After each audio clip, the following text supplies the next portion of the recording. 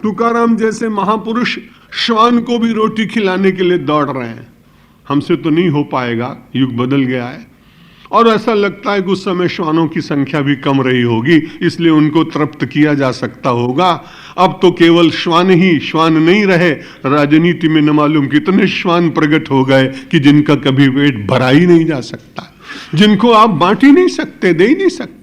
लेकिन संत तुकाराम जैसे कभी इतिहास में महापुरुष आते और जो अपने सामने आए हुए श्वान को दौड़ कर कहते हैं, मेरी रोटी अभी बिना घी की चुपड़ी रह गई, अभी मैंने ठाकुर को भोग नहीं लगाया, एक बार भोग लगाने दो, एक बार रोटी को चुपड़ने दो, उसके बाद हे श्वान नारायण मैं तुम्हें बड़े प्रेम से खिलाऊंगा।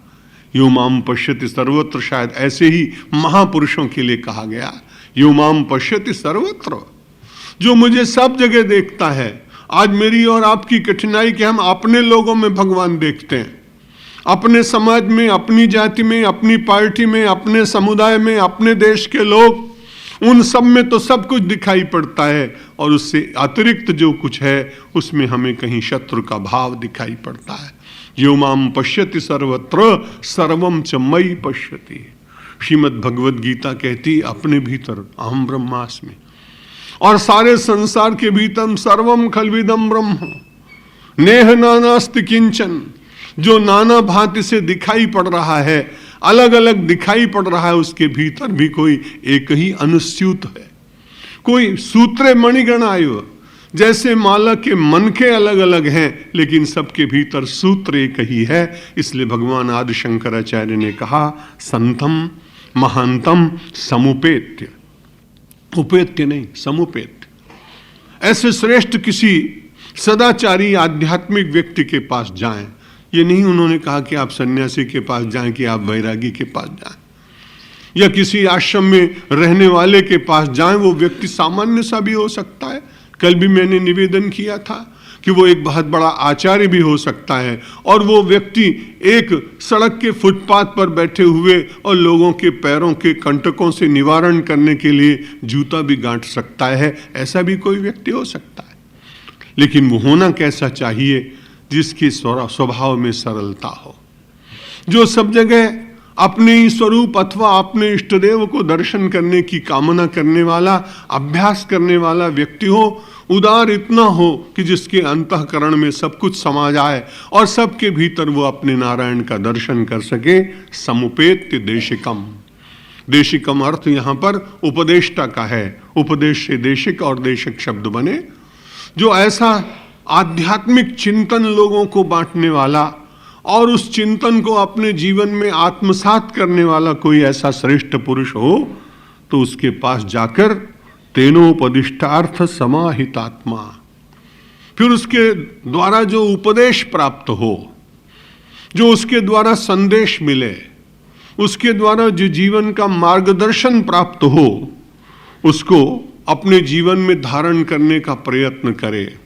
और कैसे करे? समाहित होकर, चंचल होकर नहीं। एक बार निश्चय हो जाना चाहिए कि जो मैंने किसी महापुरुष से मार्ग ग्रहण किया है वो सत्य है।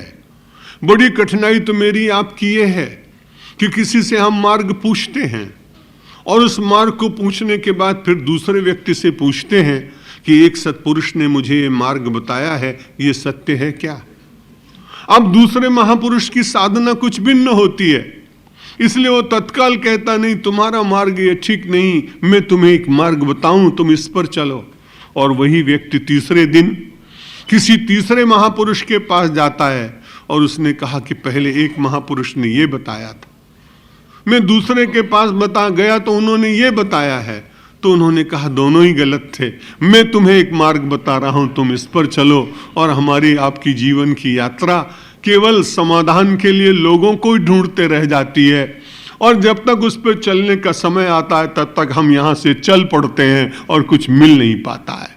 इसलिए भगवान आदि शंकराचार्य ने मुझे और आपको संदेश दिया कि पहले विचार पूर्वक किसी सत्पुरुष के पास जाएं, और वहां जाने के बाद में जो उपदेश उसने दिया है, जो उसने संदेश दिया है, जो उसने मार्गदर्शन दिया है, उसको समाहित आत्मा, उसको भली प्रकार से समाहित चित्त से अपनी चंचलता का परित्याग कर उसे स्वीकार करके और उसे आचरण में, चिंतन में और व्यवहार में धीरे धीरे उतारने का प्रयत्न करे। बड़ी अच्छी बात कही कि कई बार ऐसा होता है कि दूसरे लोग हमारा काम कर देते हैं। हमको कहीं जाना है, कोई संदेश भेजना है, कोई वस्तु भेजनी है, हमारे पास समय नहीं तो हम कहते हैं आप जा रहे हैं, ये वस्तु अमुक व्यक्ति को दे देना, और वो अच्छा व्यक्ति हमारा वो कार्य कर देता है। लेकिन अध्यात्म की बड़ी कठिनाई, इसमें यह कार्य किसी दूसरे के द्वारा नहीं होगा। आजकल वैसा होता है, कर्मकांड के जगत में कितना लाभ होता होगा कह नहीं सकता, मैं निंदा भी नहीं कर सकता हूं, मेरा अधिकार भी नहीं है। बहुत सारे लोग कहते हैं कि हमारे लिए तुम जप कर देना, और वो कहता है कि हम जरूर कर देंगे। महालक्ष्मी मंदिर में जाइए बंबई में और कई स्थानों पर। मैं पहुंचा तो मैंने कहा कि मेरे लिए आप 10,000 मंत्र जप दीजिए। उसने कहा जरूर जप देंगे। 1 घंटे के बाद दूसरा व्यक्ति पहुंचा, उसने कहा 10,000 मंत्र मेरे लिए आप जप दीजिए। अवश्य जप दूंगा। सायंकाल तक ये 10 लोग पहुंचे तो संख्या आप देखें कि 1 लाख की हो गई, और 1 लाख मंत्र जपने में 3 महीने चाहिए। अब बताइए वो प्रयत्न कैसे करेगा। जो अनुष्ठान कहीं अपनी उपस्थिति में कराए जाते हैं वो जरूर मंगलकारी होते हैं, लेकिन ऐसे स्थानों पर जो दूसरों के द्वारा जप आदि कराए जाते हैं वे कितने लाभदायी होते होंगे मेरा अनुभव नहीं, क्योंकि मेरी कोई ऐसी कामना थी नहीं कि जिसके कारण मैं किसी पंडित को कहता कि मेरे लिए जप कर दो, इसलिए कोई जरूरत पड़ी नहीं। मेरा अनुभव नहीं, आपके अनुभव होंगे कुछ ठीक ही होंगे, मुझे उनकी आलोचना करने का अधिकार नहीं। लेकिन इस श्लोक में भगवान शंकराचार्य जो एक बात कहते हैं कि अध्यात्म का मार्ग ये दूसरे के द्वारा तय नहीं किया जाएगा। उद्धरेदात्मनात्मानम मग्नम संसार वारिधौ योगारूढ़त्वमासाद्य सम्यक दर्शन निष्ठया। प्रातःकाल मैंने आपसे कहा था प्रतिष्ठा किसको प्रिय नहीं। संसार में सभी लोग प्रतिष्ठित जीवन चाहते हैं। प्रतिष्ठा परमेश्वर की कृपा और सद्गुणों से मिल भी जाती है, लेकिन जब प्रतिष्ठा मिलती है तो उस प्रतिष्ठा के साथ में निष्ठा आनी चाहिए। जो नैष्ठिक होगा उसको निश्चित रूप से सफलता मिलेगी, और जिसकी निष्ठा बारंबार चंचला होगी उसकी प्रतिष्ठा मिली हुई भी उसके हाथ से जा सकती है, या वो प्रतिष्ठा का केवल स्वप्न ही देख सकता है। निष्ठा न होने के कारण जो प्रतिष्ठा का उसने स्वरूप बनाया हो संभवता उसे वो प्राप्त नहीं कर पाएगा। भगवान आदि शंकराचार्य हम सबको संदेश देते हैं सम्यक दर्शन निष्ठया। दर्शन में निष्ठा होनी चाहिए। एक बार मैंने अपने यहाँ के प्रवचन में कभी कहा था कि एक व्यक्ति ने मुझसे पूछा कि आपको पश्चिमी संस्कृति में और पूर्व की संस्कृति में एक पंक्ति में बताइए कि अंतर क्या दिखाई पड़ता है। मैंने कहा एक ही अंतर दिखाई पड़ता है। पश्चिम की संस्कृति प्रदर्शन को विश्वास करती है और भारत की संस्कृति दर्शन पर विश्वास करती है। प्रदर्शन बाहर होता है, दर्शन अंदर होता है। और आप देखें, इसीलिए इस देश के अंतर्मुखी संतों का बहुत सम्मान हुआ। प्रदर्शन करने वाले संत हुए होंगे, लेकिन वे बड़े क्षणिक रहे, अल्पजीवी रहे। इतिहास उनका सम्मान नहीं कर सका। संभवतः इतिहास के पृष्ठों में वो अपने लिए एक पंक्ति भी नहीं लिखा पाए। लेकिन जो अंतर्दर्शन करने वाले महापुरुष हुए, उन महापुरुषों की ऐसी महिमा रही कि हम सब लोग अपने जीवन में गौरव का अनुभव करते हैं। कोई पूछता है आपका गोत्र क्या है, कोई कहता है भारद्वाज। हमने भारद्वाज को नहीं देखा। कोई कहता है कश्यप, कोई कहता है गौतम। हजारों वर्ष व्यतीत हो जाने के बाद उस ऋषि के साथ अपने वंश और कुल को जोड़कर हम गौरव का अनुभव करते हैं, क्योंकि वे प्रदर्शन प्रधान नहीं थे, वे दर्शन प्रधान थे। दर्शन जब अंतर में उतरता है तब संस्कृति का श्रृंगार होता है, और जब दर्शन कभी केवल प्रदर्शन में रह जाता है तो संस्कृति एकांत में बैठकर आंसू बहाती है कि इस व्यक्ति के साथ मेरा जुड़ाव क्यों हुआ। भगवान आदि शंकराचार्य दर्शन प्रधान संस्कृति के प्रतिनिधि हैं, आचार्य हैं, अंशावतार हैं, इसलिए मुझे और आपको संदेश दे रहे हैं सम्यक दर्शन निष्ठया। और कौन करेगा? उद्धरेदात्मनात्मानम। व्यक्ति को अपना उद्धार अपने आप ही करना है। और वैसे भी आप देखें कि आपको भूख लगी हो तो आप कभी कहते हैं कि मेरे बदले जरा भोजन कर लेना? कोई कहता है ऐसा? और कोई अगर कह भी दे तो क्या आपकी भूख बुझ जाएगी? इसलिए जब भूख लगती है तो आप ही खाते हैं। जब वस्त्र पहनना होता है तो आप ही पहनते हैं। यदि भवन निर्माण करना होता है तो आप ही करते हैं। यदि निवास करना होता है तो आप ही करते हैं। लेकिन उद्धार करने के लिए कई बार ऐसा करते हैं, आपके पुण्य से हमारा काम चल जाएगा। मुझे एक बार फिजी देश में प्रवचन करने का अवसर आया। वहाँ एक भगवान Singh ji retired IAS officer थे, लेकिन वहाँ हाई कमिश्नर बनकर गए। अच्छे थे, मुझे ठीक लगे। वो परमार्थ आश्रम में कभी आते थे, इसलिए परिचय हो गया था। मैंने कहा कि अब तो आप बड़े पद पर हैं, रिटायर होके भी आपको इतना बड़ा पद मिल गया, भगवान का स्मरण क्या करें थोड़ा बहुत तो अच्छा है, क्योंकि सन्यासी ऐसी ही सलाह दे सकता है। भारतीय दूतावास में उस दिन मेरे सम्मान में उन्होंने भोजन रखा। बड़े अच्छे आदमी थे। उन्होंने कहा कि महाराज मैं तो भजन नहीं करता हूं, लेकिन मेरा विश्वास बहुत है कि मेरा उद्धार हो जाएगा। मैंने कहा वो कैसे? मेरे लिए बिल्कुल नई बात थी, क्योंकि बिना भगवान का स्मरण किए, बिना सत्कर्म किए और बड़े विश्वास पूर्वक को कह रहे थे कि मेरा उद्धार हो जाएगा। मैंने कहा भाई कैसे हो जाएगा? उन्होंने कहा मेरी पत्नी बड़ी धार्मिक है, जब मेरा विवाह हुआ तो इसके साथ गांठ बांधी गई, जब इसका उद्धार होगा तो मैं भी उसके साथ लटकता हुआ ऊपर चला जाऊंगा। लेकिन ऐसा होता नहीं, वास्तव में ऐसा नहीं होता है। सबको अपने आप ही कर्म का निर्माण करना पड़ता है। स्वकर्म सूत्रे ग्रथितो ही लोका। शास्त्र ने कहा कि सारे संसार के लोग अपने अपने कर्म के सूत्र से बंधे हुए हैं, दूसरे के कर्म के सूत्र से कोई बंधा हुआ नहीं। इसलिए विवेक चूड़ामणि ने कहा यदि भोजन आप करते हैं, भूख आपकी मिटती है। वस्त्र आप पहनते हैं, शीत और उष्ण का निवारण उससे आपका होता है। निवास आप करते हैं, सुख सुविधा आपको मिलती है। भवन आपका होता है, सात्विक सुख आपको मिलता है कि ये मेरा है। और जब जगत का कोई मेरा आपको क्षणिक सुख दे सकता है, तो यदि आत्मा का ज्ञान यूं हो जाए कि आत्म तत्व ही मेरा है, तो आप ऐसे अविनाशी सुख के अधिकारी बनेंगे कि जिसका कोई खंडन नहीं कर सकेगा।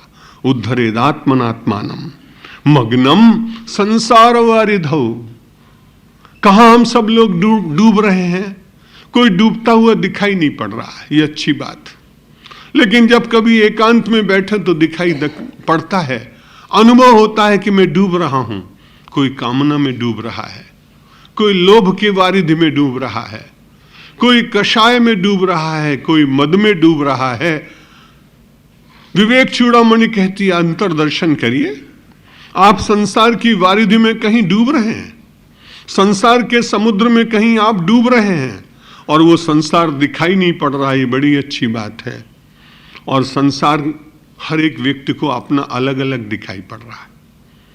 अलग अलग संसार में जो आपके कामना या क्रोध या लोभ या मोह की वार है, उसका बहुत बड़ा जो समुद्र है, और आप कई बार अनुभव करते हैं कि ये उचित नहीं है और आप उसमें डूब रहे हैं, तो डूबना संसार में किसी को अच्छा लगता नहीं। सारे संसार में डूबते हुए व्यक्ति अपना उद्धार चाहते, उसमें से निकलना चाहते। विवेक चूड़ामणि कह रही है इसमें से आपको दूसरा कोई नहीं निकाल पाएगा। मग्नम संसार वारिधौ।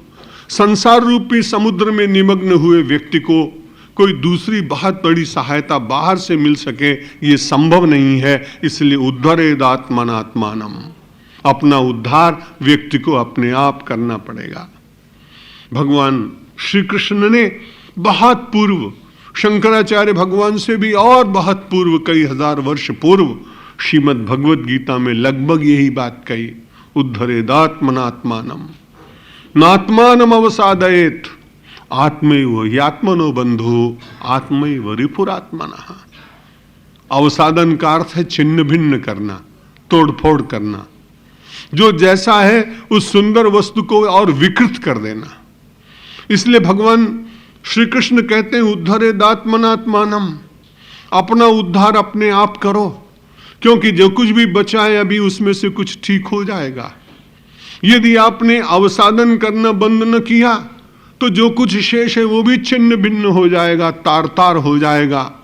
कपड़ा बहुत पुराना हुआ ठीक बात है, लेकिन यदि संभाल कर पहना जाए तो 2-4 वर्ष उसको पहना जा सकता है, उसका उपयोग किया जा सकता है। यदि उसकी उपेक्षा की जाए तो वो फट जाएगा। उद्धरेदात्मनात्मानम, इसलिए अपना उद्धार करने के लिए भगवान कहते हैं यही अधिकार तुमको मिला है। प्रत्येक व्यक्ति अपने अधिकार का प्रयोग करने में आज बड़ा सजग दिखाई पड़ता है। जो जिस क्षेत्र में है और जिसको जितने अधिकार मिले हैं उन अधिकार के प्रयोग करने में वो प्रसन्नता का अनुभव करता है और करता भी है, उस अधिकार का प्रयोग करता भी है। लेकिन एक अधिकार जो मेरा और आपका ईश्वर के द्वारा दिया गया कि अपने जीव भाव से ऊपर उठकर ब्रह्मात्मैक्य बोध के पवित्र पद को, पवित्र अधिकार को प्राप्त करने के लिए अपना उद्धार करें, उसमें हम और आप कहीं प्रमादी दिखाई पड़ रहे हैं। उस प्रमाद को छोड़ने का संदेश विवेक चूड़ामणि दे रहे हैं। उद्धरेदात्मनात्मानम मग्नम संसार वारिधौ योगारूढ़त्वम आसाद्य सम्यक दर्शन निष्ठया। दर्शन में निष्ठा हो। दर्शन में निष्ठा का मतलब कि आत्मा ही वास्तव में सत्य है, यही सबसे बड़ा दर्शन है। आत्मा ही सत्य है, ये विचार पूरी तरह से निष्ठा पूर्वक मानव के चिंतन में विराजमान हो जाए और उसके बाद योग के ऊपर आरूढ़ हो जाए। आप देखते हैं किसी वस्तु के वाहन के ऊपर बैठकर आप जाते हैं, यात्रा बड़ी सरलता से पूरी हो जाती है। कार में बैठकर जाते हैं, विमान में बैठकर जाते हैं, रेल में बैठकर जाते हैं। इस संसार की यात्रा में, इस संसार रूपी समुद्र को पार करने के लिए बड़ा अच्छा वाहन बता रहे हैं। कहते हैं योग के ऊपर बैठ जाइए, योगारूढ़त्वमासाद्य। और योग के ऊपर बैठने का मतलब ये योग कहते हैं संयोग को। आप देखते हैं 2 और 2 के योग को 4 कहते हैं, जहां जुड़ाव होता उसको योग कहते हैं। योग की बड़ी सीधी सी व्याख्या है कि योग का अभ्यास करते करते चित्त का निरोध होने लगे तो समझिए कि आप योग कर रहे हैं। आसन, प्राणायाम, समाधि, दैहिक व्यायाम, ये सब योग के बड़े साधारण अंग हैं। इनका प्रचार ज्यादा हुआ है, लेकिन योग का वास्तविक लाभ है योगश्चित्त वृत्ति निरोधः। योग के द्वारा व्यक्ति की चित्त की वृत्तियों की चंचलता का निरोध होता है, नियमन होता है, शमन होता है, विलोपन होता है, निरसन होता है, तिरोधान होता है। अब इन शब्दों में से जहां भी आपको ठीक लगता हो आप उसे स्वीकार कर सकते हैं। तो योगारूढ़त्वमासाद्य, योग के ऊपर विराजमान होकर और बड़ी सरलता से संसार सिंधु को पार कर सकते हैं। गंगा के तट पर रहने के कारण कई बार मैं तैरते हुए लोगों को देखता हूं। बड़ा चंचल जल है, कई बार आपने देखा, लेकिन कुछ तैराक ऐसे होते हैं जो केवल अपने श्वास को रोककर सीधे होकर और बड़े आनंद के साथ बहुत दूर तक चलते चले जाते हैं। मुझे डर लगता है कि कहीं डूब न जाए। जब वो लौट कर आता है मैं उससे पूछता हूं कि आप तो बड़े 1 फरलांग तक यूं ही चले गए। उन्होंने कहा बड़ा सरल है तैरना, शरीर को केवल कड़क रखिए, प्राणों को थोड़ा रोकने का यत्न करिए और प्रवाह के साथ संघर्ष मत करिए। यदि प्रवाह के साथ संघर्ष करेंगे तो व्यायाम बहुत ज्यादा हो जाएगा, शरीर शिथिल होगा, थक जाएंगे। बिल्कुल शिथिल अपने को आनंद के साथ छोड़ दीजिए तो बहता हुआ चला जाता है। जब ये मैंने श्लोक पढ़ा मुझे ऐसा लगता है कि संसार सिंधु में यदि परमात्मा के योग को, परमात्मा के स्मरण को, आत्मा की अमरता को, उसको मान ले ये योग और उसके ऊपर चिंतन में आरूढ़ होकर अपने जगत व्यवहार को वो चलाता रहे तो ये जगत उसको डुबा नहीं सकता है, बल्कि जगत के ऊपर शासन करता हुआ जगत की सत्यता को और उसके मिथ्यात्व को, कितने अंश में वो है, इसकी जानकारी उसके जीवन में आ जाएगी और बड़ी अच्छी तरह से वो संसार सिंधु को पार कर लेगा।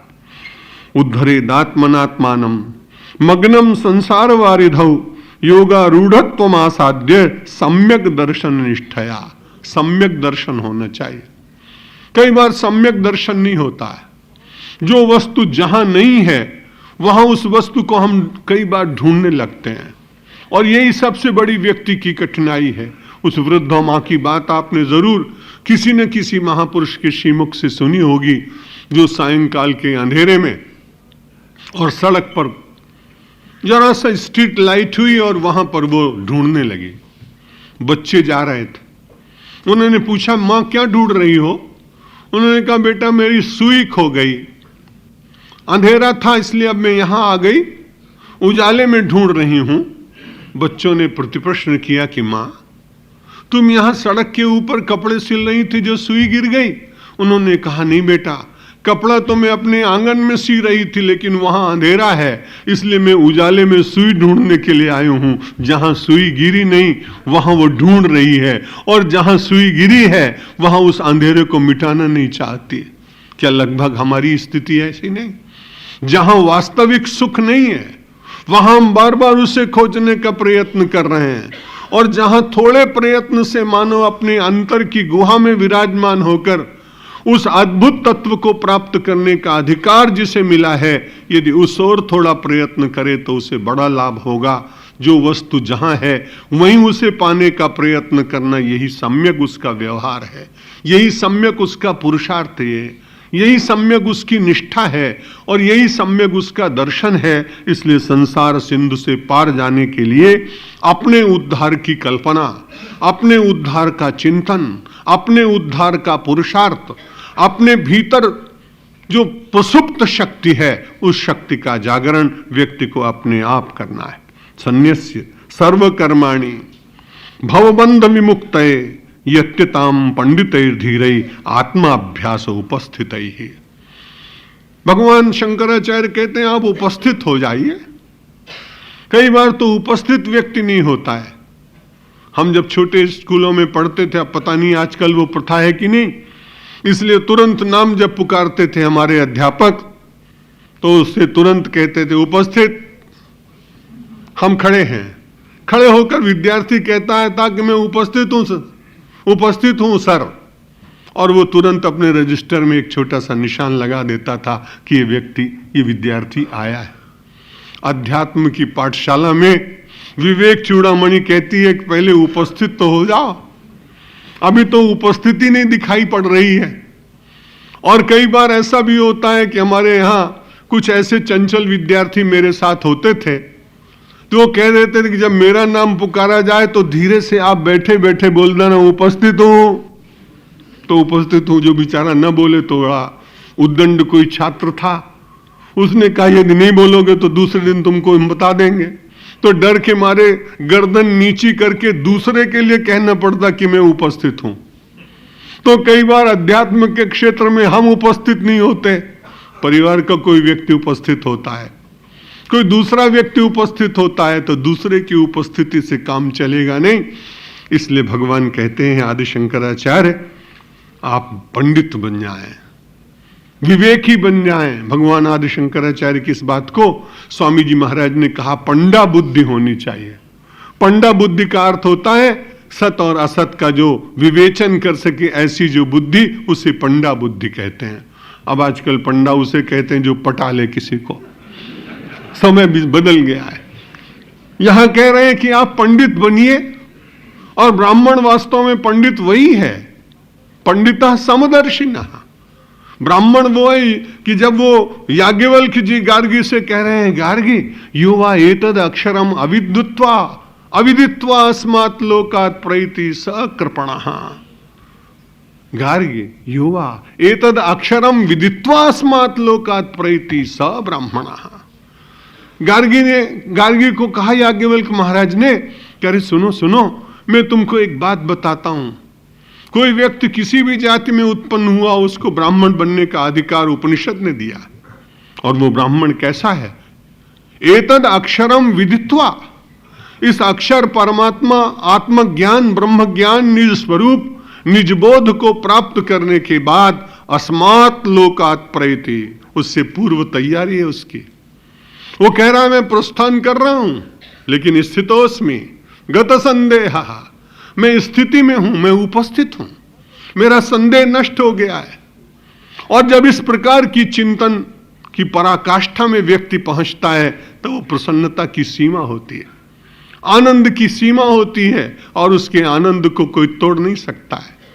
इसलिए भगवान आदि शंकराचार्य ने कहा कि पहले अपनी उपस्थिति दीजिए और उसके बाद धीर बनिए, पंडित बनिए। धीर वो व्यक्ति होता है जो प्रत्येक परिस्थिति को मानकर कि ऐसा होना था, बहुत प्रयत्न किया लेकिन नहीं हुआ, अब जो घट गया उसमें स्वीकृति अंतर से हो। जड़ बिलखहि सुख हर्षाही, दोसम धीर धरहि मन माए। गोस्वामी तुलसीदास जी महाराज धीर की व्याख्या करते हैं। धीर कौन? साधारण लोग जो होते हैं, जड़ बिलखहि, थोड़ा सा दुख पड़ा तो बहुत विलाप करने लगते हैं, और थोड़ा सा सुख मिल गया तो सुख हर्षाही, हर्ष की सीमा नहीं रहती है, और ये दोनों ही सीमाएं बहुत कष्टकारी हैं। और ये बड़ी विचित्र बात है, जब कोई व्यक्ति दुखी होता है तब संसार में लोग उससे पूछते हैं, आप बड़े दुखी दिखाई पड़ रहे हैं। दुखी व्यक्ति के मुख की आकृति पर से कुछ रेखाएं ऐसी उभर जाती हैं कि लोग उससे पूछते हैं कि आप बड़े दुखी दिखाई पड़ते हैं। वो बता देता है स्वजन का वियोग हुआ, अर्थ की हानि हुई, समाज में अपमान हुआ, कुछ हुआ जिसके कारण वो दुखी है। दुख में जब कोई व्यक्ति होता है तब लोग उससे पूछते हैं कि आप दुखी क्यों हैं।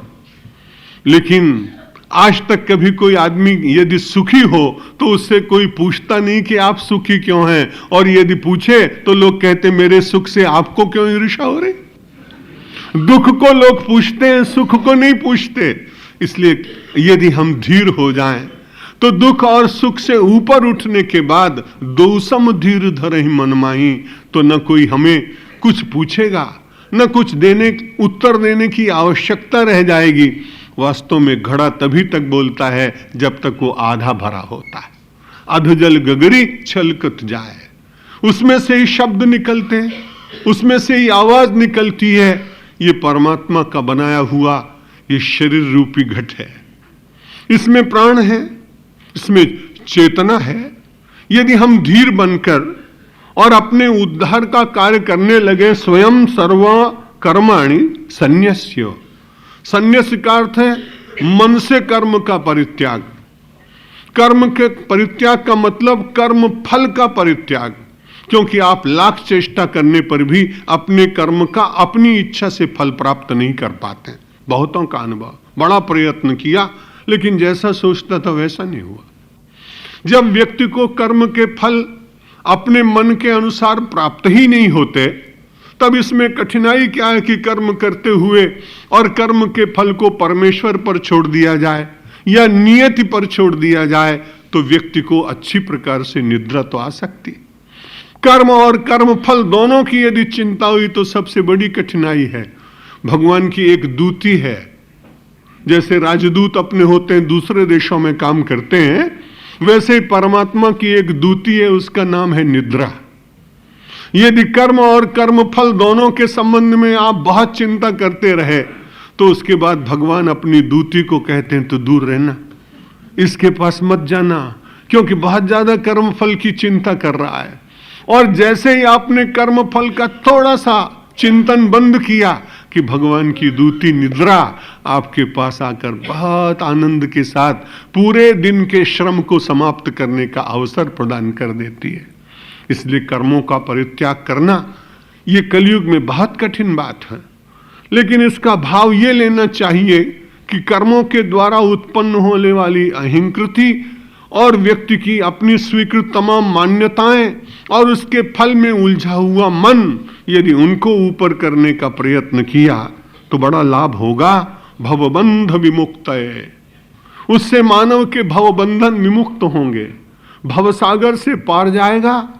भव का बंधन भव में रहते हुए उसके प्रभाव से अपने को दूर रखने की सामर्थ्य उसके भीतर जग जाएगी। यत्यताम, इसलिए प्रयत्न करिए। और किनके लिए कहा है? पंडितई धीरई ही। सारा संसार निश्चित रूप से इस मार्ग पर नहीं चल पाएगा, बड़ा कठिन मार्ग है। क्षुरस्य धारा निशिता दुरत्यया दुर्गम पथस्तत् कवयो वदन्ति। उपनिषद कहते हैं क्षुरस्य धारा, ये तो छुरे की धार है। इस छुरे की धार पर सब लोग नहीं चल सकते, लेकिन यदि कोई चलने लगा तो अभ्यास हो जाता है, उसको छुरा दिखाई नहीं पड़ता है, उसको शूल दिखाई नहीं पड़ते हैं। भक्तों के जीवन में प्रतिकूलता के शूल कितने आए, लेकिन उनके शूल हम लोगों को दिखाई पड़ते हैं, लेकिन उन शूलों के भीतर भी उन्होंने फूल की कल्पना की। कंटकों के भीतर प्रसून का भाव उनका जागा है, उनका जो अपने जीवन में धैर्य और अपने जीवन में वास्तविक पांडित्य का प्रयोग करने का प्रयत्न करते हैं। भगवान आदि शंकराचार्य मुझे और आपको सचेत, सावधान और आपके शौर्य को जागरण करने का एक संदेश दे रहे हैं। जो आपके भीतर पॉसिबिलिटीज हैं, जो आपके भीतर संभावनाएं हैं, जो आपके भीतर शक्ति है, उसके जागरण करने के लिए भगवान कहते हैं यत्यताम, प्रयत्न करो और प्रयत्न करते समय पंडित बन जाओ। सुख और दुख आए तो धीर बनकर उन्हें सहन कर लो, और यदि ऐसी उपस्थिति आपकी है तो अध्यात्म की पाठशाला में आपको लाभ मिलेगा कि आप भवबंधन से विमुक्त हो जाएंगे। और उस भवबंधन से विमुक्त होने के लिए यदि आपके पास अपना बल कम हो तो भगवान से प्रार्थना करिएगा, भगवान मेरी नैया उस पार लगा देना, अब तक तो निभाया है आगे भी निभा देना। दल बल के साथ माया घेरे जो मुझे आकर, तो देखते न रहना, झट आके बचा लेना।